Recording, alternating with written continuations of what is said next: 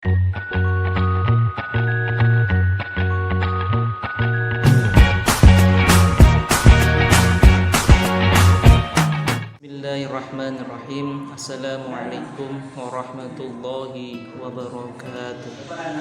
Saya Muhammad Zidni Alfian Baharik dari kelompok 5 akan menjelaskan tentang kawasan pemanfaatan dalam teknologi pendidikan.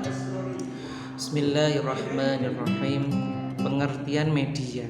Media merupakan salah satu komponen pada sistem pembelajaran sebagai alat untuk memberikan penjelasan dari guru kepada peserta didiknya, dan di dalam pelaksanaannya harus disesuaikan dengan proses pembelajaran secara keseluruhan agar tercipta hasil yang memuaskan yang sesuai dengan apa yang diharapkan.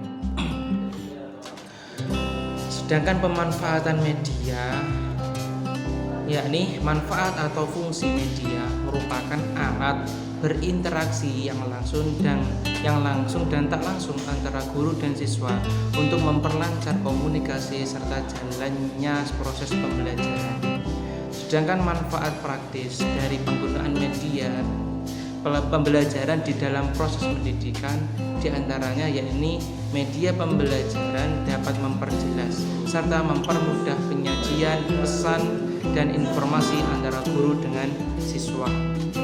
Sedangkan proses difusi adalah proses komunikasi inovasi antara warga masyarakat atau anggota sistem sosial dengan menggunakan saluran tertentu dan dalam waktu tertentu. Sedangkan untuk pengertian inovasi, inovasi adalah suatu ide, barang, kejadian, metode yang diamati sebagai suatu yang baru bagi seorang atau sekelompok orang, baik itu berupa hasil invensi atau discovery yang diadakan untuk mencapai tujuan tertentu yang diharapkan bersama. Sekian dari saya. Hai everyone, Assalamualaikum warahmatullahi wabarakatuh. Saya Nur Fajri Ayuningsi dari kelas PAIE. Di sini saya akan menyambung materi yang telah disampaikan teman saya.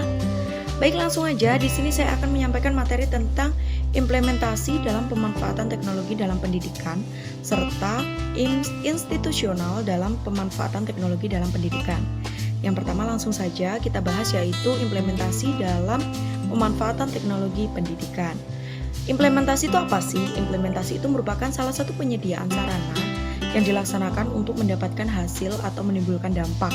Dan dampak yang dihasilkan atau dampak yang diharapkan pastinya dampak yang positif dong.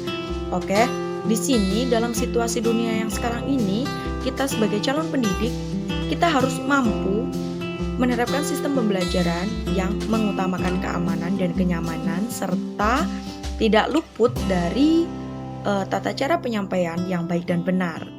Jadi, di dalam situasi dunia yang seperti ini, kita juga harus tetap melaksanakan pembelajaran walaupun dilaksanakan secara tatap maya. Jadi lingkungan pendidikan itu merupakan salah satu hal yang sangat global seperti itu dan berpengaruh dalam memberikan solusi tentang penyebaran peluang belajar yang meluas dan sama rata. Jadi kita sebagai calon pendidik kita harus mampu mengefektifkan pendistribusian media pembelajaran, dan kita juga harus mampu membuat audiovisual sebagai penerapan sistem pembelajaran yang sangat berpengaruh terhadap penerapan siswa di kehidupannya. Di sini salah satu cara pengimplementasian media pembelajaran itu menggunakan media audiovisual. Karena apa? Karena dengan menggunakan metode ini, pendidik mampu menerapkan kemampuan teknologi serta dapat meningkatkan semangat para siswa untuk menangkap materi dari audiovisual tersebut. Jadi yang kedua, sekarang kita membahas tentang institusional dalam pemanfaatan teknologi pembelajaran atau pendidikan. Jadi institusional itu adalah salah satu cara untuk memperkenalkan sesuatu karya kepada masyarakat atau kepada khalayak ramai. Jadi dikenal oleh masyarakat dan dikenal oleh khalayak ramai. Di dalam proses penyebaran sistem pembelajaran ini ada teori yang digunakan untuk menunjang sistem pembelajaran dan insya Allah menghasilkan hasil yang positif, yaitu praktek. Karena apa? Praktek merupakan salah satu hal yang sangat berpengaruh, karena yang pertama kali dilihat oleh siswa itu adalah bagaimana sih prakteknya gitu, bagaimana sih praktek dari seorang guru gitu. Jadi di dalam teori praktek itu masih ada juga beberapa hal yang harus diperhatikan, seperti sistem pembelajarannya seperti apa. Nah, selain kita mengedepankan sistem pembelajaran yang unggul, jadi kita juga harus mengemas itu semua dalam desain yang sangat menarik dan pengembangan materi yang sangat positif, serta bagaimana sistem penilaian seperti itu.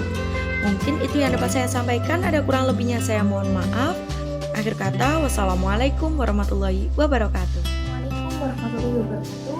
Perkenalkan, nama saya Putri dari kelompok 5 mata kuliah Teknologi Pendidikan. Ini melanjutkan penyampaian materi dari kelompok kami. Di sini saya akan menyampaikan poin kebijakan dan regulasi. Kebijakan dan regulasi merupakan aturan dan tindakan masyarakat yang akan mempengaruhi penyebaran atau difusi dan pemanfaatan teknologi pembelajaran. Jadi kebijakan tadi adalah aturan dan tindakan dari masyarakat yang akan mempengaruhi penyebaran atau difusi dan pemanfaatan dari teknologi pembelajaran. Kemudian pemanfaatan teknologi pembelajaran selain dipengaruhi oleh tindakan dan aturan dari masyarakat, juga dipengaruhi oleh peraturan dan kebijakan-kebijakan dari pemerintah. Nah, beberapa hambatan yang dilalui biasanya terjadi karena adanya masalah etika dan ekonomi, seperti pada pengguna teknologi yang bermacam-macam, misalkan dari teknologi cetak, audiovisual, teknologi berbasis komputer, ataupun teknologi terpadu atau multimedia.